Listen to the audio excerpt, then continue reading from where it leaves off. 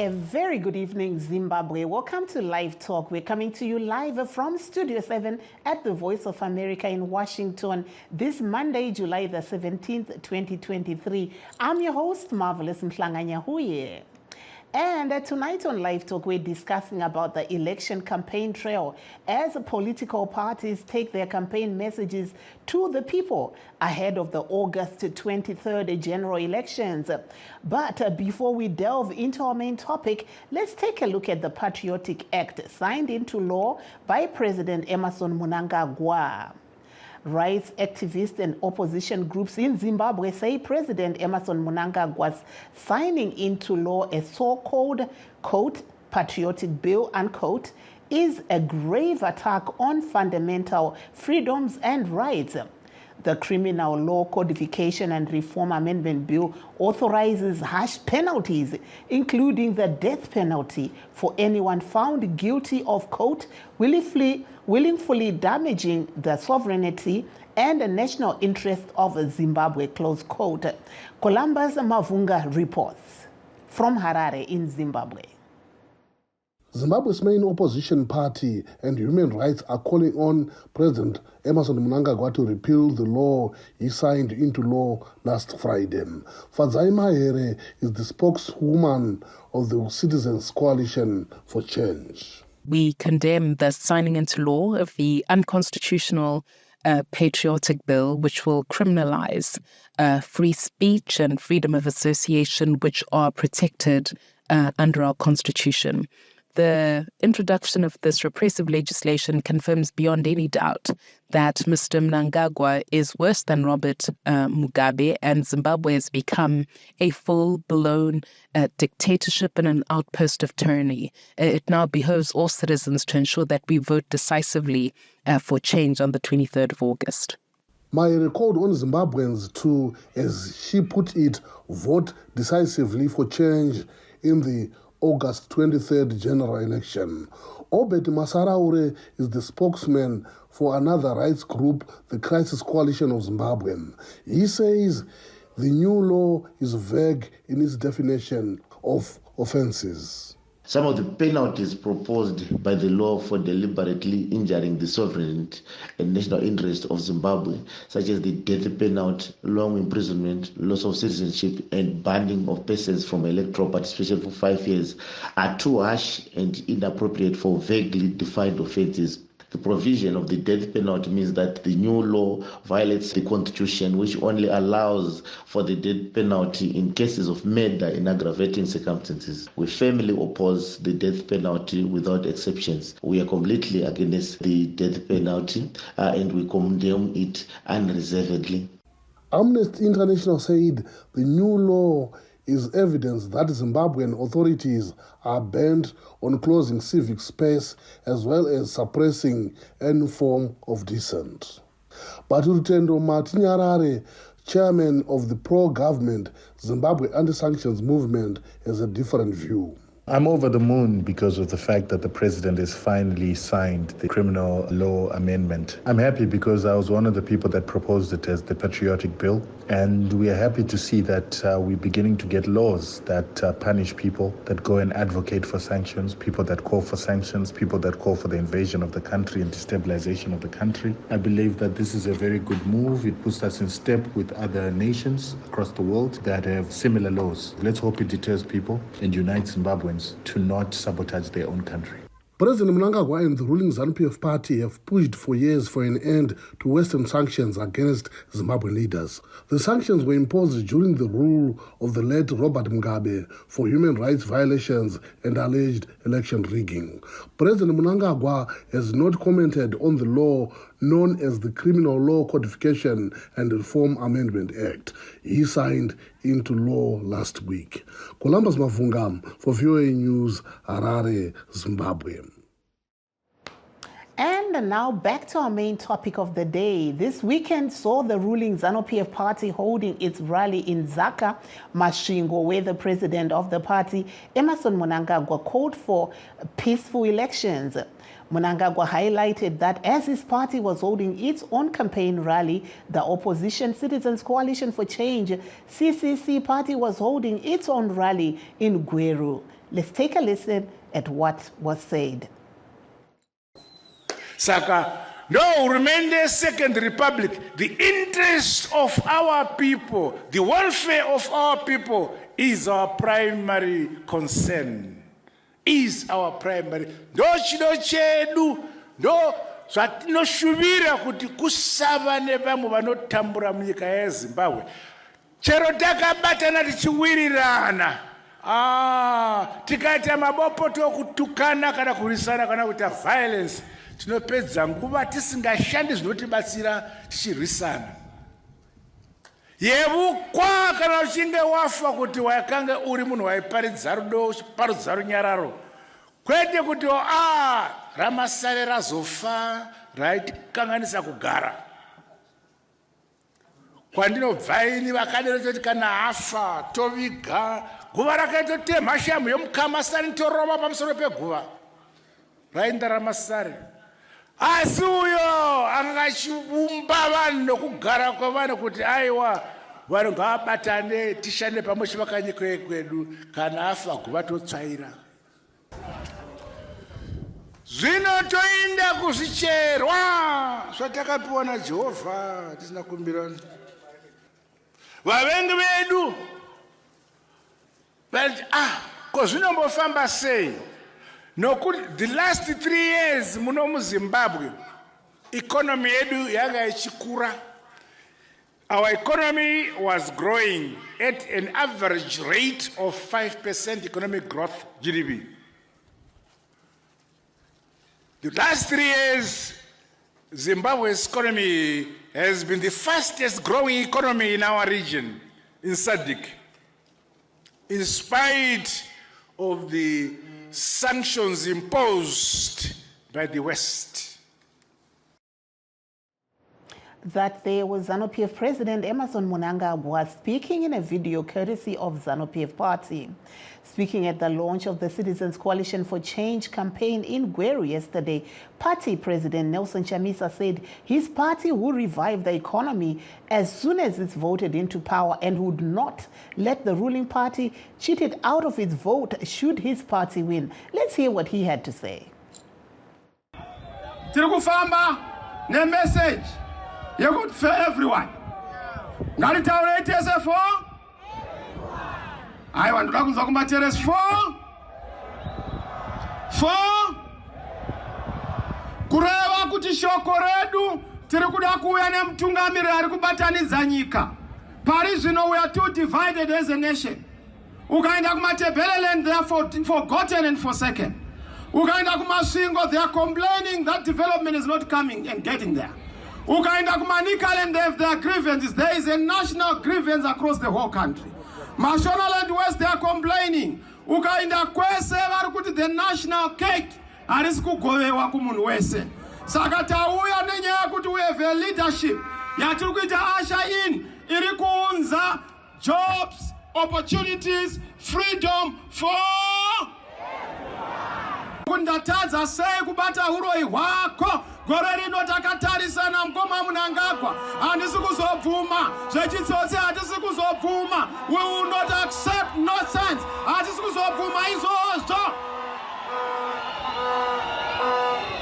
munowirana nere hapa Zimbabwe munowirana nere Zimbabwe munowirana nere munowirana nere toda kuona kuti iwe kana wada kuita zvokubira unoipona senyaya iyi nokuti takakurongerawo gore rino nokuti kukanya urangana hakuna unogerwa asipo rwendo rwuno ndoda kuona kuti unondigera sei iwe ndinogera iwe kandigera ndokugera iwe kandigera togerana. That was the CCC President Nelson Chamisa speaking in Gweru yesterday. And the leader of the opposition National Constitutional Assembly, Professor Lovemore Maduku, launched his own election campaign in Chinhoyi, saying he was targeting smaller and intimate crowds for better impact. Maduku is one of the country's presidential candidates in a ballot that has no female candidates. Let's hear what he had to say. Matsvagira takaona kuti toda kukoshesa munhu saka ungomutsvagi uchitaura naye ari kure unofanira kumuona ari padhuze, saka tichangofamba tichitaura nevanhu padhuze nepadhuze. So vanhu vari vashoma vari muzvigroup tonyatsotsanangura kuti vatinzwise kuti tiri ani, tiri kuenda kupi, pfungwa dzedu dzakamira sei. Ukanga wawirirana nemunhu wakadaro iyeye wotoziva kuti uyu waanaye ari kusapota.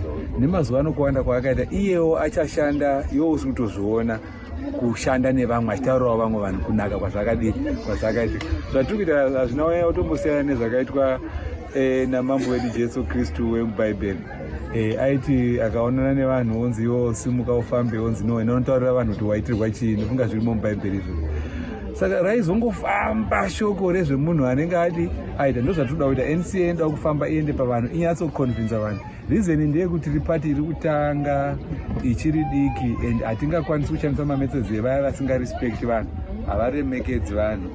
Vanounza vanhu kutakura vanhu nemabhazi voti vapedze 5 hours uchingovataura zvinhu zvavakasonzwa pamwe 20 years ago kana uchingodaro. Saka ndo method yatiri kushandisa, tofunga kuti inotibatsira pakuti tinopinda kunzwisisika nevanhu vatotaura navo. That there was the leader of the opposition National Constitutional Assembly, Professor Lovemo Maduku, speaking to Studio 7's Nunurai Jena in Chinhoyi. For now, stay tuned. We're going to take a break, but we should be right back. In times of change, when the world seems uncertain and what we hear doesn't reflect what we see, we seek the truth. When we are told only part of the story, we lose trust.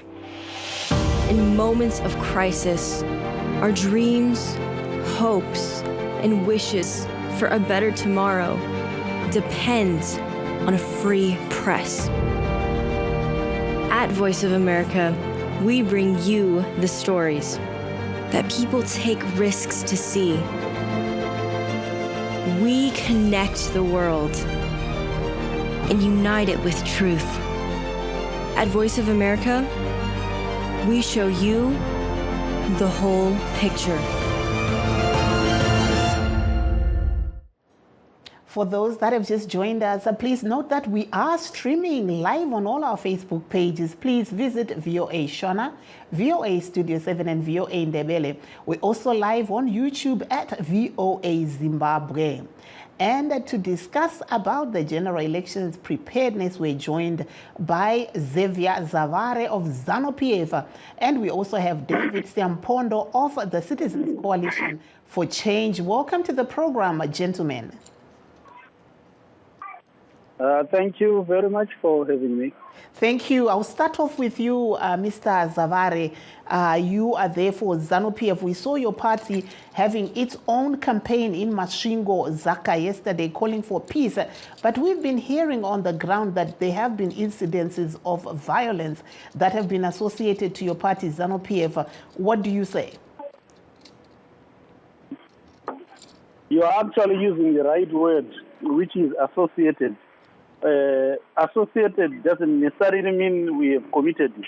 Somebody chooses to associate us with people fighting at a pub or fighting wherever they are gathered for whatever reason that they are fighting for, and then decides to ascribe that to us as ZANU-PF. No ZANU-PF member or supporter will engage in those acts of violence after our leader, the president of the party and the president of the Republic of Zimbabwe, Comrade Emmerson Dambudzo Mnangagwa, he has called, in fact, he has instructed us as members of the Revolutionary Party, ZANU-PF, and supporters of ZANU-PF to be peaceful, to engage with each other in a lovely manner, in a harmonious manner, in a welcoming and accepting manner. We have absolutely no reason to desire or to want to get involved in issues of violence, because our program, as you heard the president himself saying, is about making sure we improve the lives of our people. We change, we meet the aspirations of our people, where they want better education, where they want better health facilities, where they want better roads, where they want the sewerage system to be better, where they want to receive clean running tap water in the urban areas. That is what ZANU-PF is about. that is us working to meet the aspirations of our people. Thank you there, Mr. Zavare, speaking to us from the United Kingdom. Let's now switch over to you, Mr. David Siampondo of the Citizens Coalition for Change. We saw you launching your own party's campaign in Gweru yesterday. What's the way forward now that your campaign has been launched? Thank you very much, Marvelous, for the opportunity. And with regards to the CCC launching its campaigns, what it just signifies is all systems go. We are now commissioned to start our various campaigns in various areas that we are. Remember, we are contesting in all 210 parliamentary constituencies, and the launch signifies or commissions everybody everywhere to start working. You know, we've been having some challenges with police and state machinery interference in our programs, and but we are soldiering, and they know, the system knows we are not stopping. And if you were paying attention to the commission during our launch, you will see that each and every cadre in champion and a citizen is fully engaged and prepared to go all the way so that we bring change for everyone in Zimbabwe. Tiri papo vaSiampondo tinoona ndambobvunzawo vaZavare kuti taonzwa president Mnangagwa vachitaura kurali kwavo kuti zvemhirizhonga hazvisi kudiwa pakugadzirira kwesarudzo iyi. Imi muri kuona zvakamira sei sebato reCitizens Coalition for Change takatarisa nyaya yemhirizhonga nezvimwewo? Vanotaura vanoti muromo hauzarirwi norwizi, kungova kutaura chete. Asi mungazvicherechedza munotoona kuti vanototuma masupporters avo kuti vaite mhirizhonga. ZANU-PF musangano wemhirizhonga. Kuwina kwavo ma-elections, even mukatarisa mamwe maripots ema-elections adarika kubvira nekubvira. Problem kana kuti dambudziko remhirizhonga inoiswa kuZANU-PF inongoramba iripo ichingodzoka. Zvimwe chetezvo tikutozviona naizvezvi zviri the same thing, zvimwe chetezvo ndo zviri kuramba zvichidzokorodzwa zvichiitika. Izvo zvokuti vari kukurudzira kuti pasaitika mhirizho hakungotaurawo, asi dai kwanga kuri kunzi munhu anotaura zvinoitika dai takatoona avo vari kuitisa mhirizhonga izvezvi vakatosungwa, asi munotoona kuti hapana chinoitika. Vanhu vanoonekwa kuti ndingana arova vanhu apo, ndingana atumira vanhu kuti vanonoita mhirizhonga, asi hapana anosungwa. Saka izvo zvinongotitaurira chete kuti aiwa angori mashoko avanenge vachitaura, asi kuti vahwine election kana kuti vatyisidzire vanhu kuti vavavhotere nekuti havasisina vanhu vanovada. For 43 years, makore 43, hapana zvavati vaitira vanhu. Endi kuti vanhu vavavhotere hazviiti, vanotongovakwanisa chete nekuvarova nekuvambunyikidza kodzero dzavo. Ndo zvega zvavangatokwanisa kuti vatyisidzire vashoma vachiri kutya kuti vavavhotere, asi kuti vangahwine ma-elections zviri free and fair pasina kushandisa mhirizhonga hazvigoni. VaZavare, let's come back to you, Mr. Zavare. Muri kunzwa zviri kutaurwa navaSiampondo hanzi mhirizhonga ndo iri kunyanyoshandiswa pakuitira kuti mukwezve vatsigiri. Imi munoti chii tichitarisa kuti taakusvika kwamvura yacheka makumbo kuti tizoona kuti nderipi bato richakunda, reCCC, renyu here, rava madhuku here, rava monzora here? Munoti iyapo? ZANU-PF inokunda nokuti ZANU-PF zvatinoita isu zvekutaurwa neava hatingazvitevedzeri. Vanhu vanoti vave kuchema-chema. Hakuna anoti kana achipimba mukadzi angamurova, kana kuti anoda murume angaite wokurova kuti adiwe nemurume iyoyo. Anomunyengetedza nemabasa ake akanaka, anomuudza manakiro akaita, ende kunaka kwake kuchionekwa. In the past 43 years, ZANU-PF yakaunza independence munyika yeZimbabwe. ZANU-PF yakaunza democracy yakanga isimo muZimbabwe. ZANU-PF yakavaka mayunivhesiti avari kudzidza iko zvino ivava vanhu veCC nevanhu vese veZimbabwe. Taive ne1 when we got independence. We now have 16 and continuing to build. Maclinic ainesa akanga asingawanikwe. Iko zvinezvi the aspiration yeZANU-PF ndeyekuti kuma rural areas chaiko clinic, the nearest clinic, even just 5 kilometers away from unogara vanhu. Zvimwe chete nezvikoro, takavaka zvikoro zvakawanda. In fact, tichiona independence nyangwe nevabereki vedu vainge vakundikana kuenda kuhondo, nekuda vakundikana kuenda kuchikoro, nekuda kweudzvanyiriri hwaSmith, vakakwanisa kuenda kuchikoro kuma-night school, vakaita mamanager, vakaita zvakasiyana-siyana, vakakwanisa kuti bhadharira mari ye-school fees nezvimwe zvakadaro. Ari mapolicies eZANU-PF. Saka ZANU-PF ine gwara rinozivikanwa nekuita zvido zvavanhu. ZANU-PF inozivikanwa nekuda kunzwisisa kuti vanhu vanodei. Iko zvinezve vanhu vaida minda, ZANU-PF yakapa vanhu minda. Vanhu vari kuda mining, vanhu vari kupiwa migodhi yakasiyana-siyana. All you need a mining claim kuapply kuMinistry of Mines. Kana ukanga uchida kurima unopiwa pekurima. Iko zvinezve vanhu vari kurima nekuda kwemaZANU-PF policies. Vanhu vari kukwanisa kuzvimiririra voga vachirima. Saka ndo ZANU-PF iyoyo, kwete zviri kutaurwa neavo. Hatisati tambonzwa kana policy 1 yavanotaura kunze kwokungotaura zvokuti kurova nekudii. Hazvina kana nebasa resu zvavari kutaura. Chinokosha ndechekuti vanhu veZimbabwe isu tinovapfimba sekutaura kwandaita nekuda kwemapolicies edu akanaka avanoona, avanoziva, avakaona achishanda uye avachaona vachishanda. Vision 2030 is to make Zimbabwe an upper middle income society, and tichasvika ipapo through the hard work and the leadership of President Emerson Mnangagwa and the governance yenyika yeZimbabwe. Thank you there, Mr. Zavare. Let me go back now to Mr. Siampondo. You heard there Mr. Zavare saying, what are some of the policies that your party hopes to implement should they be voted into power? Why should people vote for CCC? Because he's come up with a list of some of the things that, he says ZANU-PF allegedly has done in the past few years that they've been in power. Go ahead.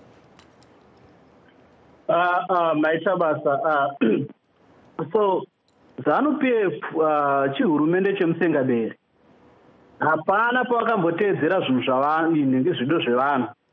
Mukatarisa iyo munda yavari kuti vakapa vanhu, vanhu vashoma vatingati vakawana pekugara kuburikidza nechirongwa ichi. Minda mizhinji yakatorwa naiwayo mapoliticians. Muizvezvi mumatare dzimhosva muchaona kuti aimbova mumukunda wava Mugabe ane 25 mafarms iye oga. Ende mukazotarisa iko kuzanu kwacho ikoko vana Obet ndo vese vane mafarms namamines iwayo. Saka vanhu vavari kuti vakapa minda ndevapi vacho vatisiri kumboona. Then tadzoka isusu sebato reCCC muchaona kuti tine zvirongwa zvekuvandudza upfumi hwenyika hwakati swikiti. Ende isusu track record yedu muchaiona munogona kutoitarisa nezvatakaita economy panguva yeGNU. Munhu wese wakafara. Muchaona kuti dhora redu rakawana simba ende zvinhu zvakatanga kuendeka. Ende kubva ipapo hapana chimwe chatati takuona izvo zvichiri kuitika. So seCCC Masiampondo chimbobatai makadaro timbotora kola. Hello kola, makadii? Tiri kutaura nani, muri kupi?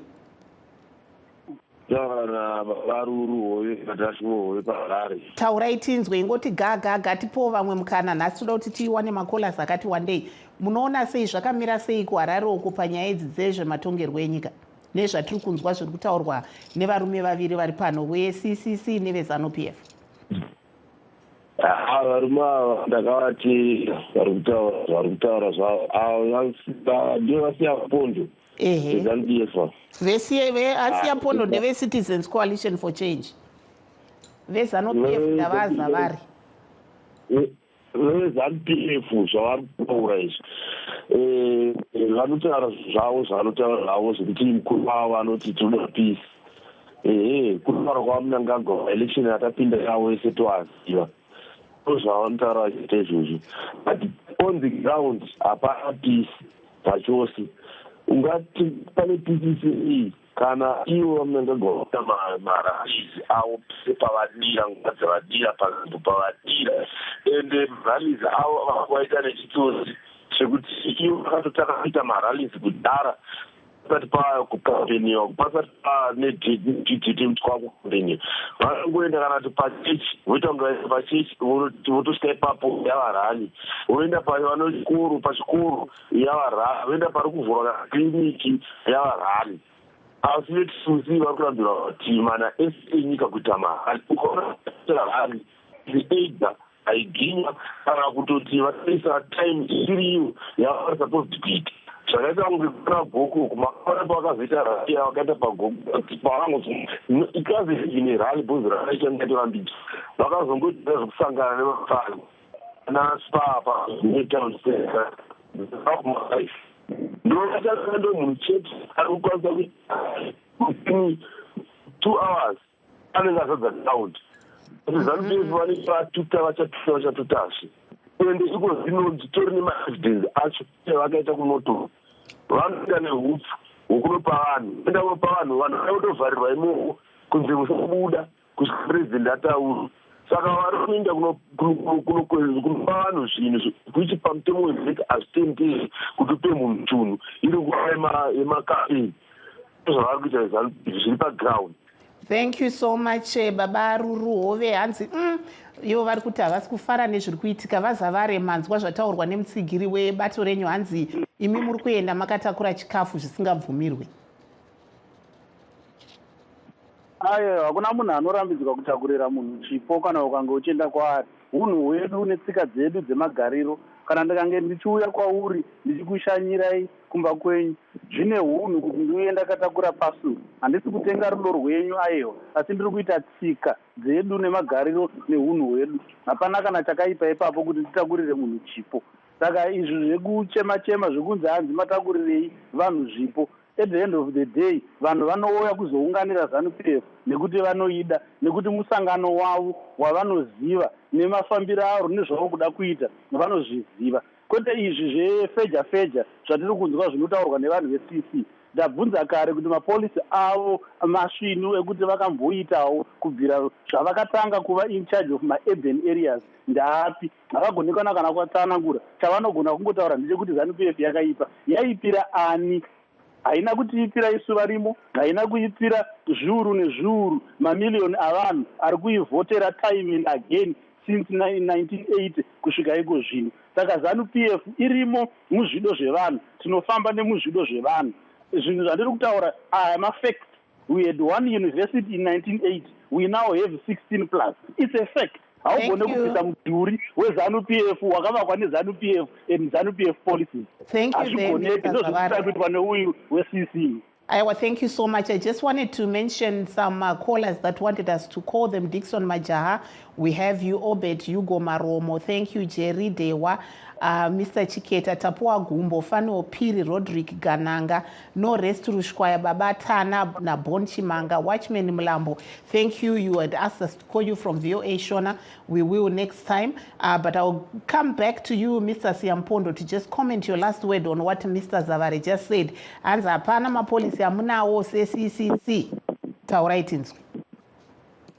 Mapolisi aripoti nawo and acho akawanda acho ari kutoimplementwa even ma-urban areas macho mavari kutaura. Ivo vari kutaura zvemaclinics avava. Tikatarisa kuti kuri kufambwa madistance akakura vanhu madzimai vakazvitakura vachienda kuzvipatara ndekupi kumamisha and kumamisha kumarural council kuri kutongwa neZANU kusina internet connectivity kusingabate network dzamafoni namaredhiyo ndekupi kumamisha kumusha kwacho kurutongwa Gentlemen, I'm sorry, but time is not on our side. I would like to thank our guests here. We had Xavier Zavare of ZANU-PF and also David Siampondo of the Citizens Coalition for Change. And of course, you, our listeners and followers. And that brings us to the end of our show. And listeners, please, I'm signing off in Washington. I'm Marvelous Mtlanganyahuye saying have a very good night. Let's meet again sometime this week.